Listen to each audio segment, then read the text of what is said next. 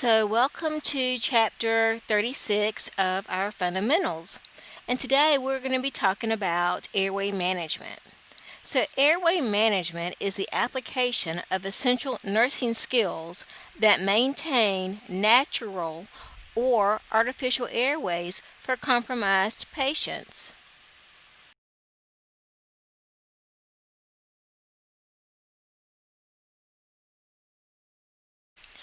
The upper airway consists of the nose and the pharynx, which is subdivided into the nasopharynx, oropharynx, and the laryngeopharynx. The lower airway consists of the trachea, bronchi, bronchioles, and the alveoli. As nurses, we need to understand that atrophy can occur with the aging process, and this makes it difficult for the older patient to be able to clear their airway. You have reduced air exchange and the efficiency in ventilation, and those are primarily age-related changes, and that affects the older adult's respiratory system. So they don't have the ability to mobilize the secretions that need to come up. So it's very difficult for them to take a deep cough and to expel those secretions that need to come up. And exposure to airborne toxins can also lead to these type of pulmonary changes such as the atrophy. So just keep that in mind. You have to maintain a clear airway, and there are those factors that can jeopardize the patency.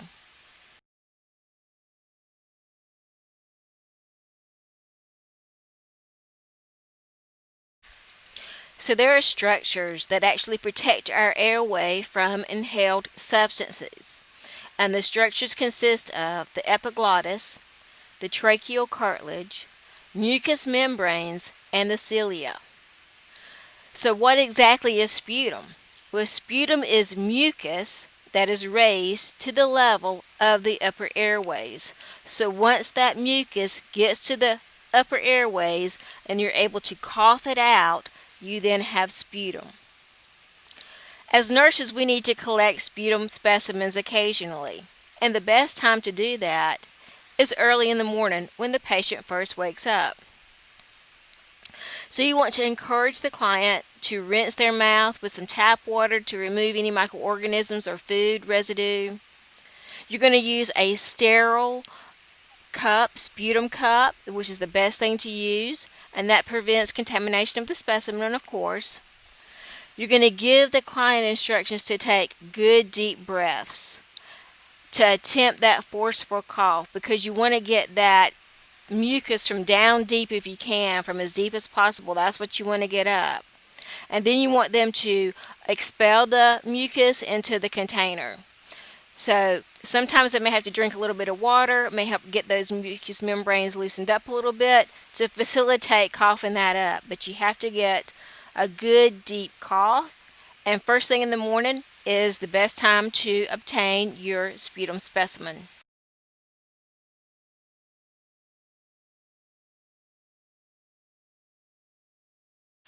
So the natural ways that we protect our airway is through sneezing, coughing, expectorating, and swallowing. These are just the natural ways that we protect our airways. So if you have a patient whose airway is a little compromised, whether it's age-related or related to an underlying disease such as COPD, or an underlying issue such as maybe they've just had some type of surgery, they may not want to take a deep breath or have the ability to take a deep breath. So we have to encourage or help our patients take a deep breath to really get that natural mechanism going. And one of the ways we do that is, say if the patient's had surgery and we want them to cough and take deep breaths, you may want to get them to splint their abdomen with a pillow, and every time they cough, they can squeeze that pillow against their abdomen to help reduce that pain, to facilitate that deep breath and cough. Every time you go into the room, maybe to do vital signs or to give medications or just checking on your patient on your hourly rounding, you may want to encourage them to take deep breaths and cough, especially if it's someone with a compromised respiratory system.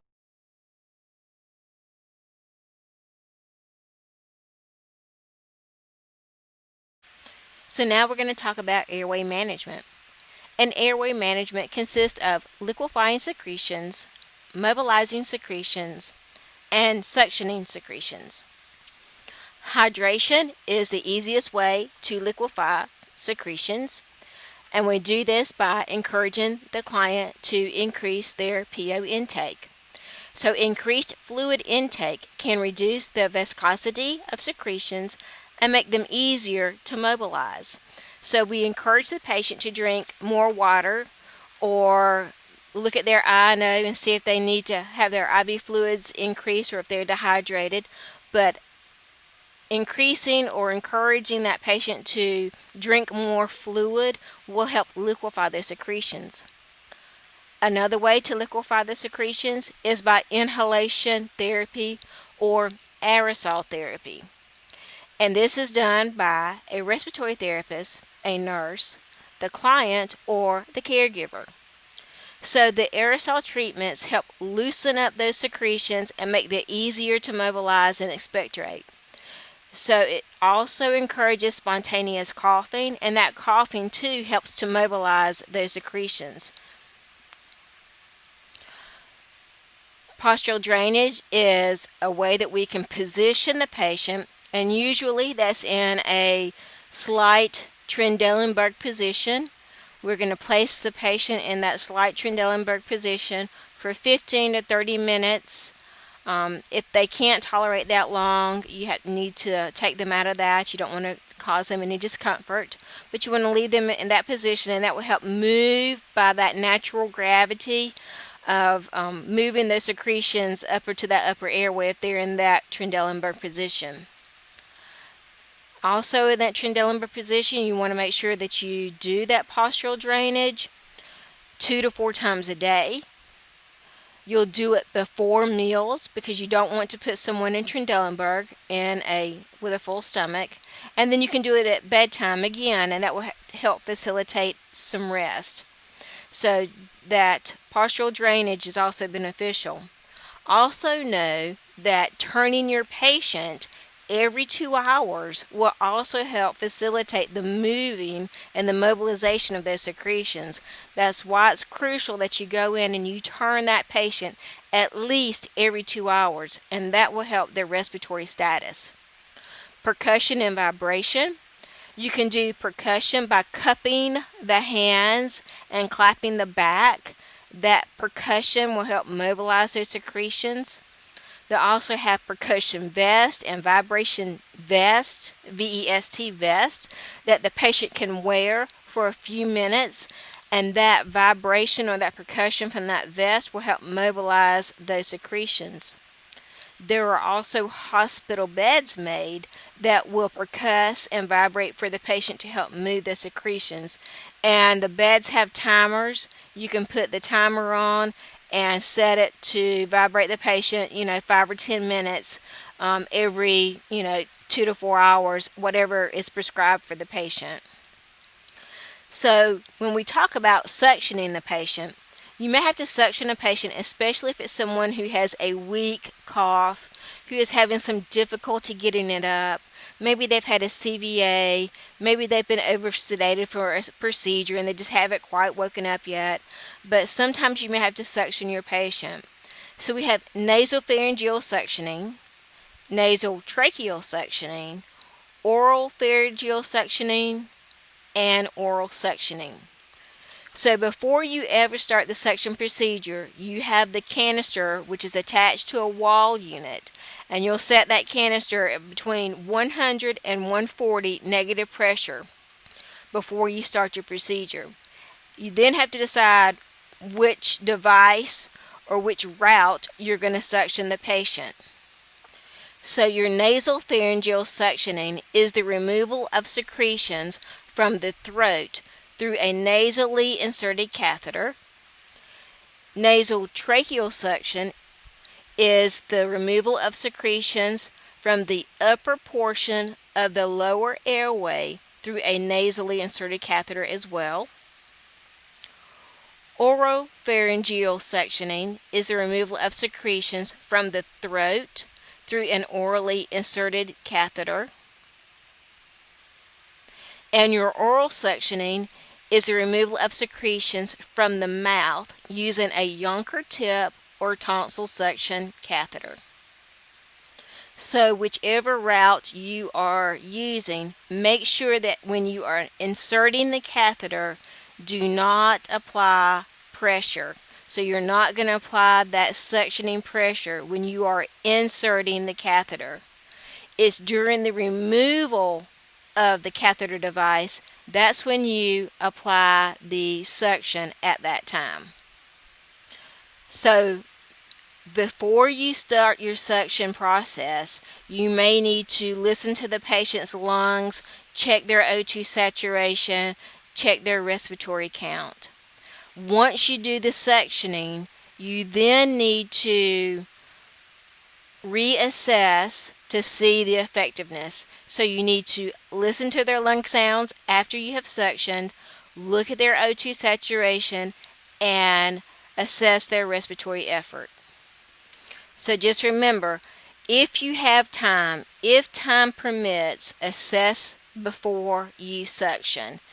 If your patient is cyanotic, if they have gurgling, if they have saturation that's just not really life compatible, and they're really struggling to breathe, you're not going to have time to assess the patient. But if you do, assess before and then assess afterwards to see your effect, if it was positive from the suctioning, the effectiveness of the suctioning, I should say.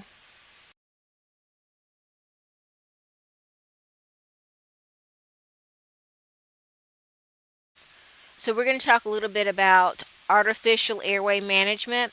This is the oral airway and a tracheostomy. So an oral airway is a curved device that keeps a relaxed tongue positioned forward within the mouth. This prevents the tongue from obstructing the upper airway. It's commonly used in clients who are unconscious and cannot protect their own airway, such as those recovering from general anesthesia or a seizure.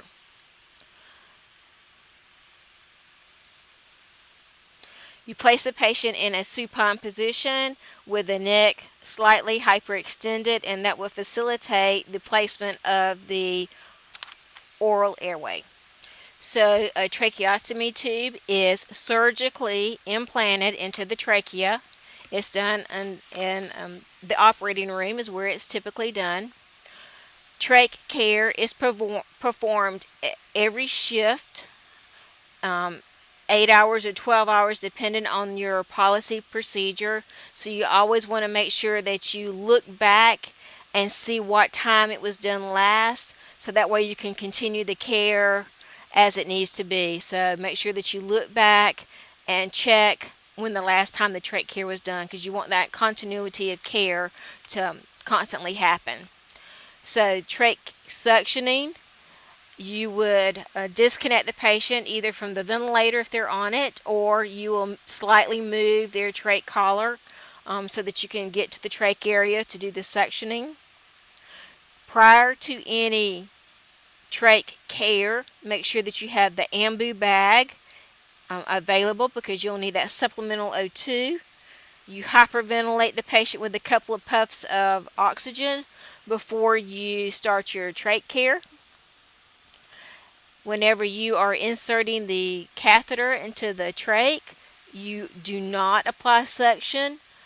You do apply suction when you are removing the catheter from the trach, and you only apply that suction about 10 seconds on the way out, and it's intermittent as you are pulling the catheter out of the trach. Whenever you're doing trach care, only the inner cannula of the trach is removed during trach care. So only the inner cannula is removed during trach care.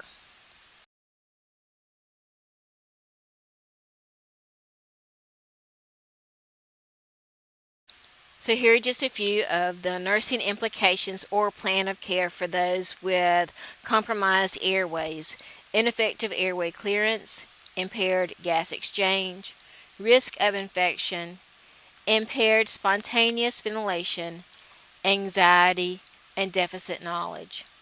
So as nurses, we need to be aware that when we are dealing with the elderly population, our older population, that a persistent dry cough can consume a lot of that client's energy, and that can result in fatigue. Once they become really tired from that coughing, then you're going to see their respiration slow down and drops in their O2 saturations. So just know that that continuous dry cough that your patient has can be a little detrimental to them. So once again, facilitate the moving of those secretions the best way you know how. Also know that some elderly patients have difficulty swallowing, and this could be dysphagia associated with a stroke, or they could be in some late stages of dementia. And these kind of things put them or make them more vulnerable to things such as aspiration pneumonia. And when you have those aspiration pneumonias, that can result, in really could be almost life threatening, to be honest with you.